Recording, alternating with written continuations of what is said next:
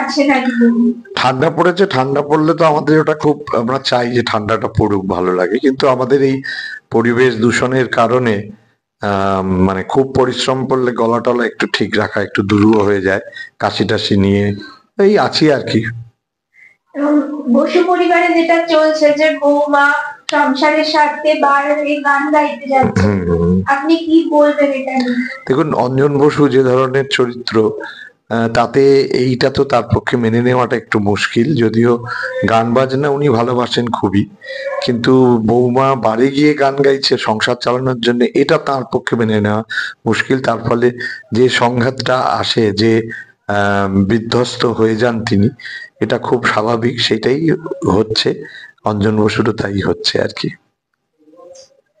এখানে কাজের অভিজ্ঞতা কিরকম, পাশাপাশি পরিবেশ সকলের সঙ্গে?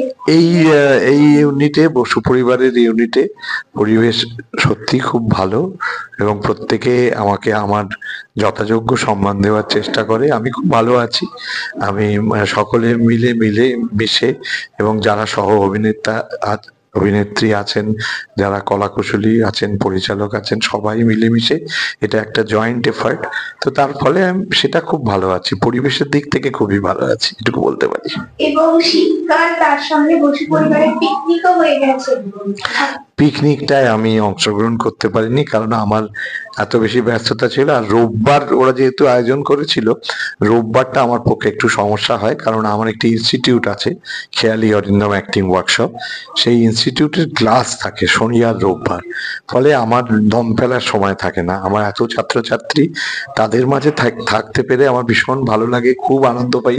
আমি খেয়ালি, আমরা দুজনেই ছাত্রছাত্রীদের মধ্যে থাকতে খুব ভালোবাসি, আর সেই কারণে এই সময়টা অন্য কাউকে দেওয়া যায় না। যদি ওরা উইকডেজে করতো তাহলে হয়তো যাওয়ার চেষ্টা করতে পারতাম। এবং ওখানে শীতকাল যেহেতু চলছে, এখনো অনেকটা বাকি সবে পড়েছে, ওখানে আপনার অ্যাক্টিং ইনস্টিটিউটে পিকনিকের প্ল্যান আছে বাচ্চাদের? না, এই মুহূর্তে সেটা নেই, কারণ আমরা এত ছাত্রছাত্রী, তাদের অতজনকে নিয়ে পিকনিকে যাওয়াটা খুব মুশকিল, আর ওরা প্রত্যেকের জগতের মধ্যে থাকতে ভালোবাসে, আমাদের মতো বুড়ো বুড়িকে নিয়ে কি করবে। তাহলে ছুটিতে ক্রিসমাস এবং নিউ ইয়ার কি প্ল্যান বাড়িতে? প্ল্যান কিন্তু সেরকম কিছু নেই। আমরা, আমাদের শান্তিনিকেতনে একটা বাড়ি আছে, আবার শুনলাম পৌষ মেলা শুরু হচ্ছে, তো এই পৌষ মেলাটায় যাওয়াটা আমাদের একটা অসম্ভব আকর্ষণ ছিল।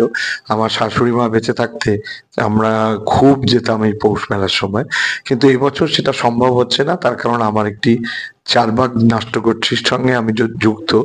চারবাগের একটি নতুন নাটক মঞ্চস্থ হতে চলেছে 1 জানুয়ারি, সেটা নিয়ে খুব চিন্তায় আছি, কারণ নাটকটি একটু অন্যরকম ধরনের নাটক, শরৎচন্দ্র চট্টোপাধ্যায়ের শেষ প্রশ্ন, এই উপন্যাসটি নিয়ে খুব কম কাজ হয়েছে, তো সেইটা নামাবো। সেটা নামালে দর্শক কতটা ভাবে গ্রহণ করবেন সেটা আমি জানি না, সেই নিয়ে একটু টেনশনেও আছি, প্লাস প্রস্তুতি তুঙ্গে, তো সেটা নিয়ে খুব ব্যস্ত থাকবো।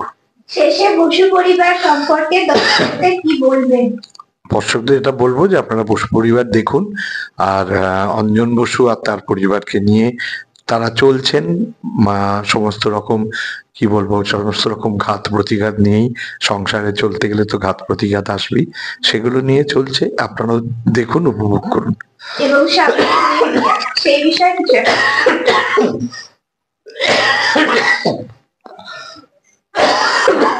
হ্যাঁ, বলুন। সামনে নিউ ইয়ার, সেই বিষয়ে দর্শকদের কি বলবেন? নতুন